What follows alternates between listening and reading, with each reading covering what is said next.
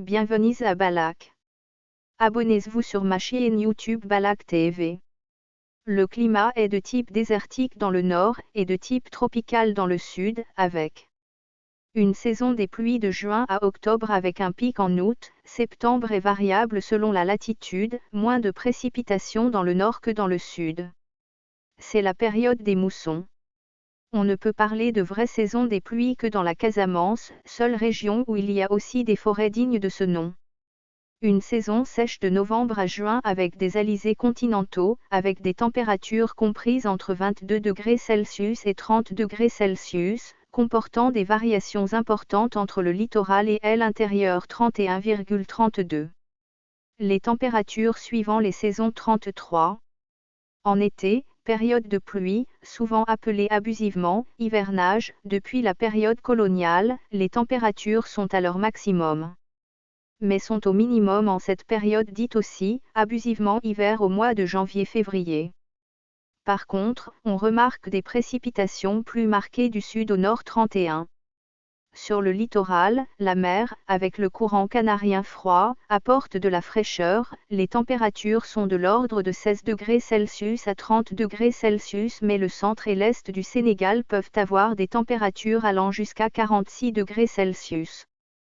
Pendant l'hiver en Europe, le Sénégal devient une destination appréciée permettant de développer une activité touristique.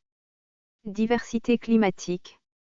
De manière générale, l'ouest du pays, représenté par le littoral, connaît des températures plus fraîches que l'est grâce à l'océan. Le centre et l'est du pays connaissent des températures continentales très chaudes pendant la journée et fraîches la nuit. Du nord au sud, il existe 5 types de domaines climatiques appartenant au climat tropical. Dans la zone sahélienne, au nord dans la région de Saint-Louis, une végétation typique du Sahel représente le domaine de la steppe arborée ou arbustive.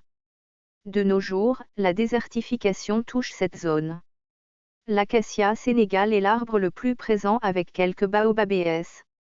Dans la zone sahélo-soudanienne, qui s'étend sur les régions de Dakar, Thiès, Diourbel, Louga, Matan, la steppe fait place à la savane arborée et sèche. Le baobab, l'acacia et le fromager y sont les arbres dominants. Dans la zone soudanienne, vers les régions de Fatick, Kaolack, tout le nord et le centre de la région de Tambacounda, la végétation de type savane est beaucoup plus dense que dans la précédente zone, les arbres y sont beaucoup plus présents et des forêts clairsemées apparaissent. Baobabs, acacia, fromager et palmier sont les arbres dominants dans cette zone. Dans la zone soudano-guinéenne, au nord des régions de Ziguinchor, Kolda, et au sud de la région de Tambacounda, les forêts sont très présentes ainsi que de grandes savanes très denses. Les arbres sont variés, baobabs, fromagers, palmiers, philaos et roniers. La zone guinéenne, à cheval sur le sud des régions de Ziguinchor et Kolda. Étant la zone la plus humide, les forêts y sont denses. Tous les arbres du Sénégal y sont présents. Merci à vous.